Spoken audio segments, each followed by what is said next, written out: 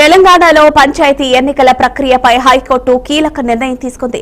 రాష్ట్ర ప్రభుత్వం జారీ చేసిన రిజర్వేషన్ల జీవో 46పై వచ్చిన సవాళ్లను పరిశీలించిన ఉన్నత న్యాయస్థానం ఈ దశలో ఎన్నికల ప్రక్రియను నిలిపివేయడం సాధ్యం కాదని స్పష్టం చేసింది.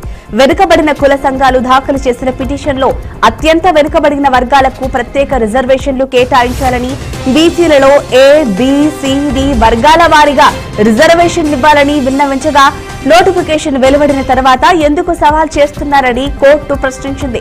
ప్రభుత్వం కౌంటర్ దాఖలు చేయాలని ఆదేశించిన హైకోర్టు తదుపరి విచారణను 8 వారాలకు వాయిదా వేసింది. ఇక పంచాయతీ ఎన్నికల షెడ్యూల్లో ఎటువంటి అంతరాయం లేదని ఈ తీర్పుతో స్పష్టమయ్యింది.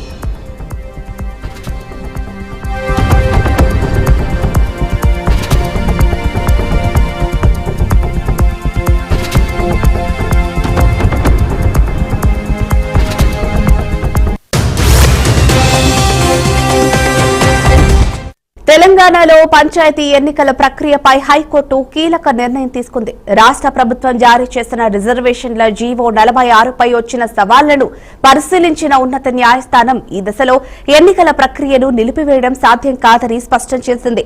వెనుకబడిన కుల సంఘాలు దాఖలు చేసిన పిటిషన్లో అత్యంత వెనుకబడిన వర్గాలకు ప్రత్యేక రిజర్వేషన్లు కేటాయించాలని, బీసీలలో ఏ, బి, సి, డి వర్గాల వారీగా రిజర్వేషన్లు ఇవ్వాలని విన్నవించగా నోటిఫికేషన్ వెలువడిన తర్వాత ఎందుకు సవాల్ చేస్తున్నారని కోర్టు ప్రశ్నించింది. ప్రభుత్వం కౌంటర్ దాఖలు చేయాలని ఆదేశించిన హైకోర్టు తదుపరి విచారణను 8 వారాలకు వాయిదా వేసింది. ఇక పంచాయతీ ఎన్నికల షెడ్యూల్లో ఎటువంటి అంతరాయం లేదని ఈ తీర్పుతో స్పష్టమయ్యింది.